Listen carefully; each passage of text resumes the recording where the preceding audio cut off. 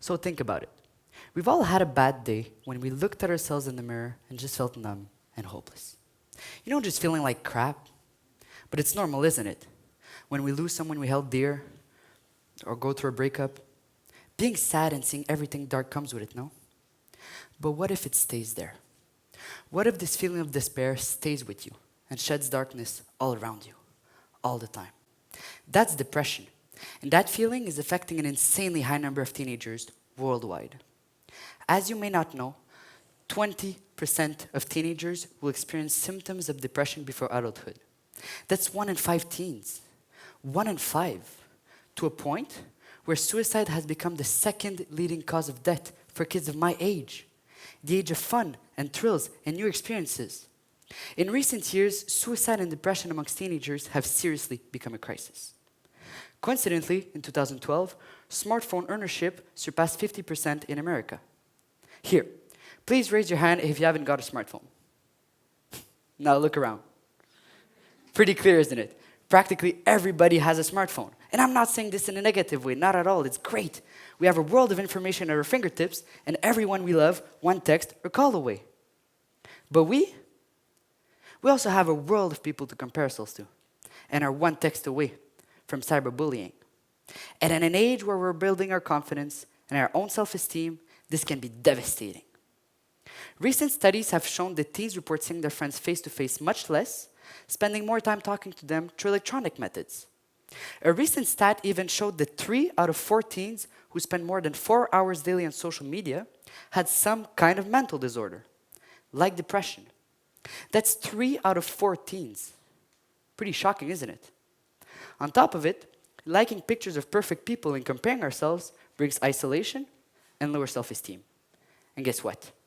These problems are 2 of the most common causes of depression amongst teenagers. Our society is moving towards a virtual reality and teenagers towards virtual life. And guess what? The main culprit is our phones. But if research has shown the relation between smartphone use and depression, doesn't that mean that reducing phone time could reduce depression symptoms? In fact, yes, it can. But where do we start?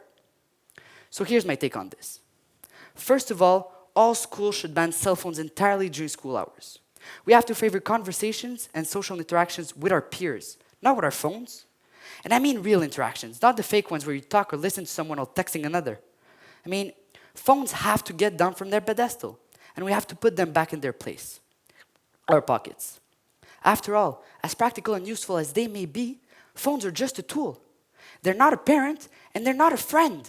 They're just a tool. And we should really use it as such. Secondly, family has to get back its true meaning. A place where we feel secure, where we have people we can count on, people we can trust and respect. But guess what? This does not just happen. It has to be built and worked on daily. And without real-life conversation and time together, it's just not possible. You see, recently I was taking a walk in my neighborhood and I saw a mother completely ignoring her child, yapping away right beside her. And guess what? She was on her phone. Did you say role model? I even have friends who literally text their parents while being in the same house as them. This is insane. Often these families share dinners with phones or screens, not even with family members. Yet, family plays a major role in the socialization of children. It is the single most important influence in a child's life. Family is every kid's first teacher. Teaches values like love, care, and self-confidence, an extremely important factor when it comes to the mental well-being of teenagers. As role models, parents have to show the example. It is absolutely necessary that they put their phones down in presence of their kids and force them to do the same. Car rides, they should be synonym of conversation, not of phone time. Dinner time should be for telling stories and talking about your day, not for liking pictures. Parents should also control the amount of time their kids spend on phones. Then, less time on the phone will mean more time for social interactions with friends and family, and maybe even more time for physical activity, which, by the way, have all been proven to be great ways to keep a good mental well-being. So to every parent in the room, please put your phones away at home.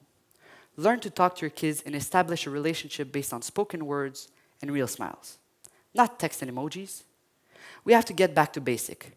And it's one word, one smile, one spoken conversation at a time that we will be able to prevent phones from taking us on the path of depression.